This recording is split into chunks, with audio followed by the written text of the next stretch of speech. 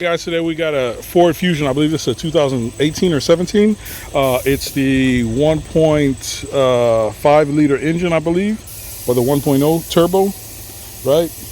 And the problem is, it does not send, I know, a possibly spark, and the injector's for sure not firing. And both the ground side and power side comes from the engine computer. They've changed the injectors and a couple other things, and the same behavior. A ECM bad is suspected, so we're going to go ahead and clone this ECM today using the OBDSTAR DC706. Same function available on your G3 with the add-on package for the cloning. So let's go, guys. We got the ECM here. So as you can see, the part number and everything, and the model number of the Bosch ECU model number. Here is the donor. This is the original. So what we're going to go ahead and do is hook this up. So of course we're going to be using the OBDSTAR DC706 for this.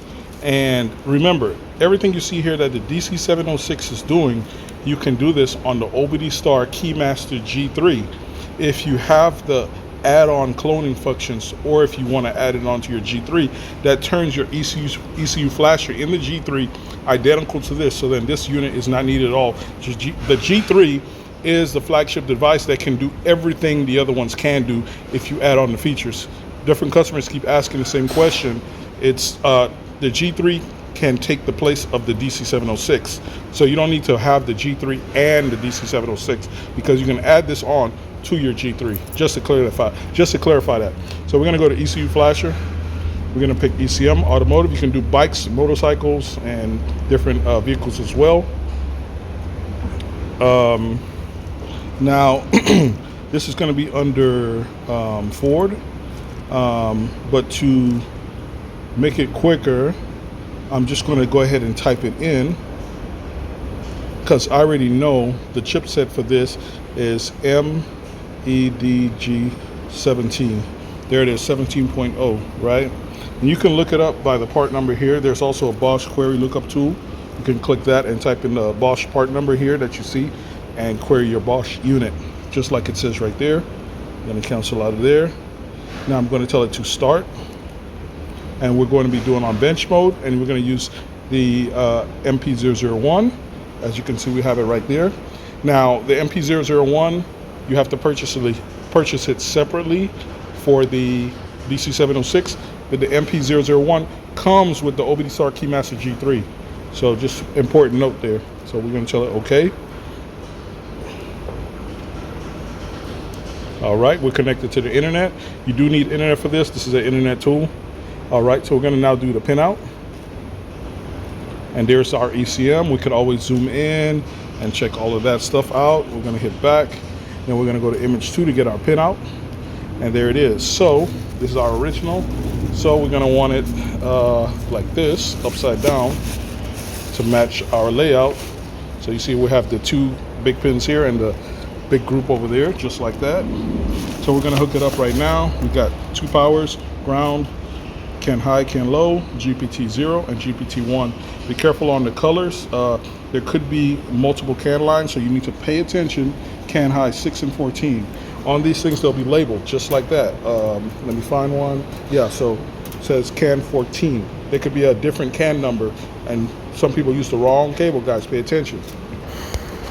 All right, so I went ahead and hooked everything up, and if I hooked everything up properly, then we should get a connection now. So I'm going to hit connect, hit OK. We're using the MP001. It's communicating or attempting to with the computer. So if we have everything connected, it should work. And there it is. It is right into the bootloader. So we're making a connection right now to the original engine computer. Okay. There it is. And remember, all this is available on our website, globalcommerceca.com. You can pick up your OBDSTAR DC706 or your G3 and the add-on package. So first thing we're going to go ahead and do is read the EEPROM. We're going to hit read internal EEPROM.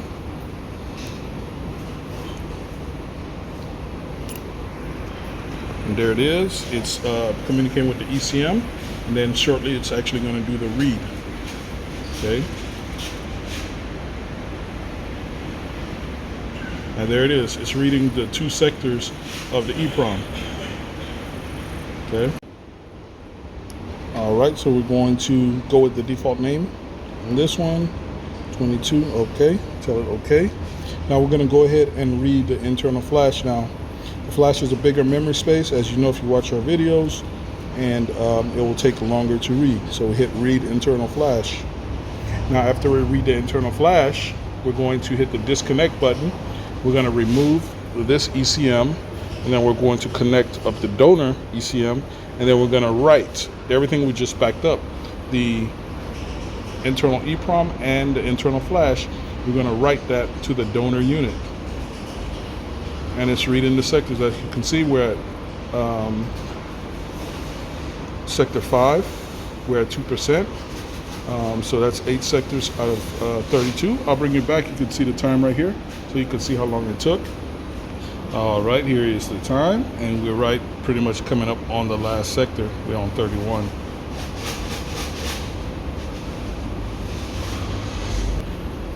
And we are on the last sector. You can see the activity light here as it's actually reading back and forth from the module. 95%, 96,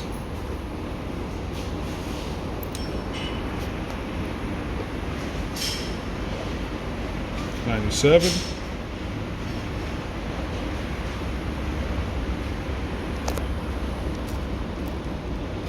98,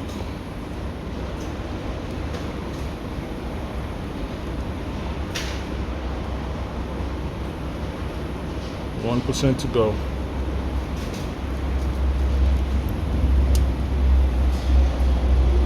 All right, we're going to give it the default name in this case.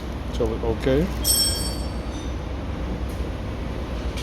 At this point, we're going to now disconnect from this engine computer, and we're going to connect up the donor to write to it. Disconnect. Yes. All right, and that's it. So now we're going to go ahead and connect the donor and write to it. All right, so we hooked up our donor now. So we're going to go back, and if I hooked it up properly, it should connect. So I'm going to hit connect. And by the way, I am connected 12 volts power source. I'm just connected to my booster. But you can connect any way you like with an adapter that's included, however you want. So if I did connect it properly, we should connect. If not, I got to check my connections. So let's see what happens. Looks like it's taking long, so I might have made a mistake here. All right, we have one connector out of place, so it is now connected to the used module. So now we're going to go ahead and write the firmware first. I'm going to do, then I'm going to do the EEPROM. So I'm going to write internal flash. I'm going to tell it OK. Going to select that would be this one. Tell it OK.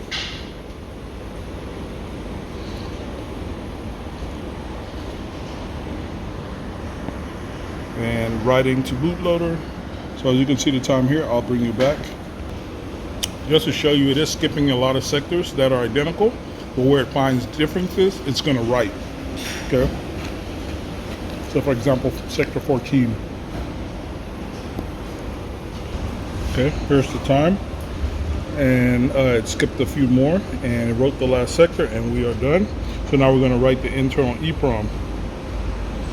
All right, I'm going to select write internal EEPROM, tell it OK, and then we're going to select the EEPROM. We backed up from the original, tell it OK.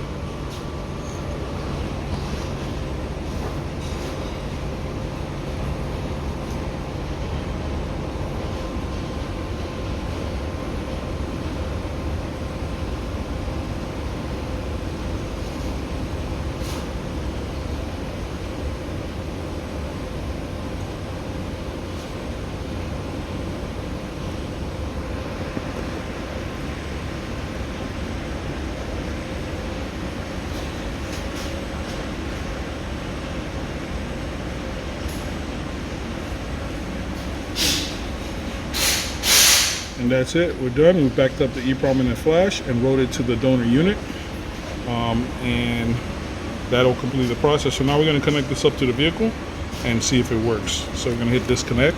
Important to always use the disconnect button. All right. We got our cloned unit here. So now we're going to go ahead and connect it up. That's the original. Vamos a conectar aquí. Vamos a ver si prende. So now we're going to connect this up and see if the car will actually start now. Because the other one, you just get a crank and it will start. It'll never start because the injectors don't get firing and other things like that. All right, we got our clone ECM hooked up. We're going to get the booster because this battery's dead. And then we're going to go ahead and try to start it and see what happens. If we get a crank, it's a successful clone. If the die goes right and it actually starts, then that engine computer was actually bad. If it cranks but no start, then there's another issue, electrical, most likely wiring or ground issue going on that we'd have to troubleshoot further. Got certain things disconnected, injector and coil. We're going to connect all those things, then we're going to try to crank it. All right, we got the booster hooked up. We got the light hooked. Let's see if we got enough. Successful clone, and we do have spark. I am seeing spark now. Inject the pulse. So we got to see what else is going on right now. Si tiene pulso, ¿viste? We got to see what's going on now, why it's not starting. All right, we're going to try again. We hooked up everything here. Dale, dale. Oh, yeah. Oh, it's trying to start. Getting gas. Ya quería. ¿Qué le echamos, spray o más batería? Dale gas. About to, like, almost wants to start.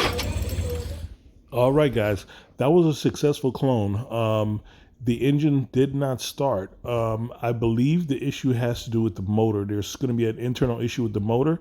What it is, I'm not sure. The mechanic is going to have to check it, but it's given the same symptoms, kind of like if you remember the MKT that we did, when the engine, when you're cranking and then it starts slowing down like it's about to stop cranking, that's at that point where I noticed it actually gives spark and pulse, injector pulse. And on that vehicle, there was a problem with the timing chain that maybe it skipped, something like that.